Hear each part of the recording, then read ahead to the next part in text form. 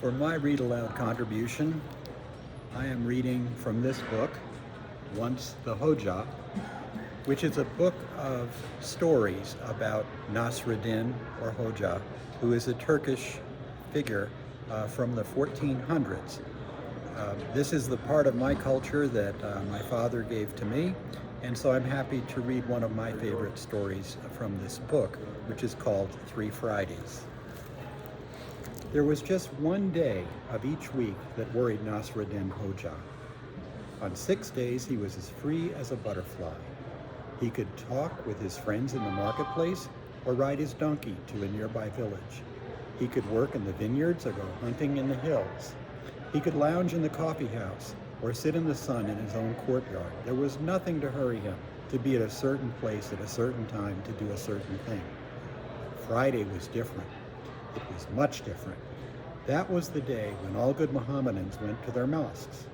Because Nasrudin Hoja, years before, had attended the school for priests, he was expected each Friday to mount the pulpit of the mosque at a certain time and preach a sermon. That was all very well when he had something to say, but there were many Fridays when his mind was as empty as that of his own little gray donkey. It was one thing to swap stories with the men in the coffee house, and quite another to stand alone in the high pulpit and talk to a mosque full of people. The men, each squatting in his own prayer rug on the floor, looked up at him with such solemn faces. Then there was the fluttering in the balcony behind the lattices, which told him that the women were waiting too. Of course, there was the chanting which came before the sermon. It was not hard because all the men joined in that, bowing until they touched their foreheads to the floor in the namaz. But the sermon, that was hard.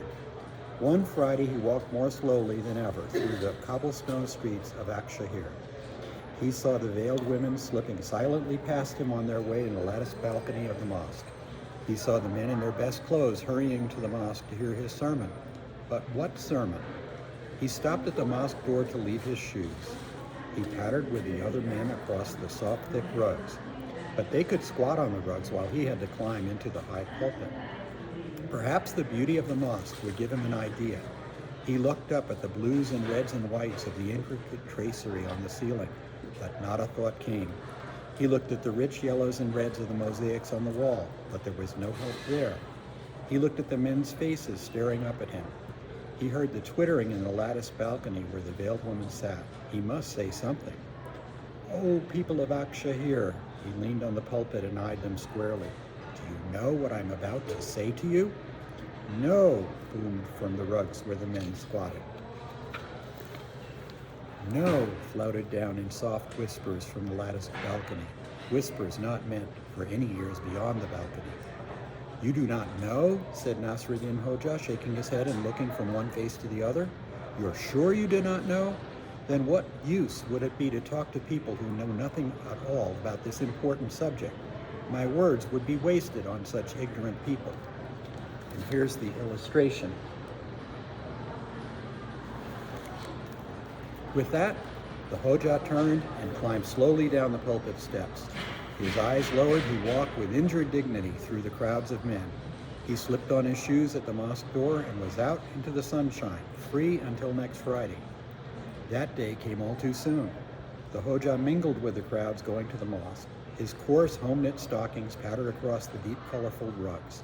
He climbed the steps into the high pulpit. He looked down at the sea of solemn faces. He heard the rustling behind the lattices of the balcony. He had hoped that this week he could think of a sermon, but the carvings of the doorway did not help him, nor the embroidered hangings of the pulpit, nor the pigeons fluttering and cooing at the windows. Still, he must say something.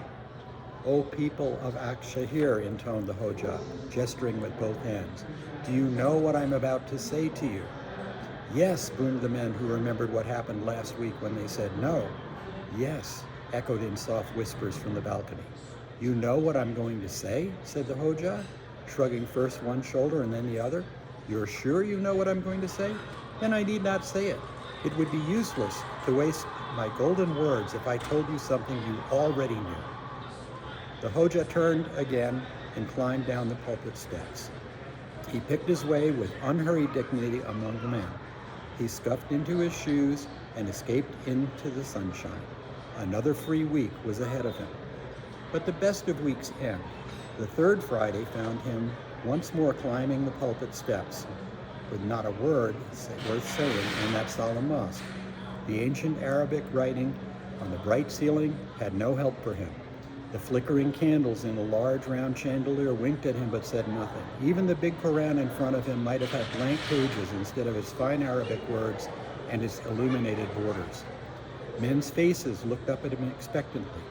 Bright eyes peered through the lattices of the women's balcony. The time had come when he must speak. "O people of Akshahir," declaimed the Hodja as he groped helplessly for an idea. "Do you know what I'm about to say to you?" "No," came from those who were thinking of the last Friday. "Yes," came those who were thinking of the Friday before that. "Some of you know and some of you do not know." The Hodja rubbed his hands together and beamed down at the men. "How very fine. Now let those who know tell those who don't." I hope you've enjoyed this story from Turkey, from my heritage, and I hope you continue enjoying this read aloud activity. Bye-bye.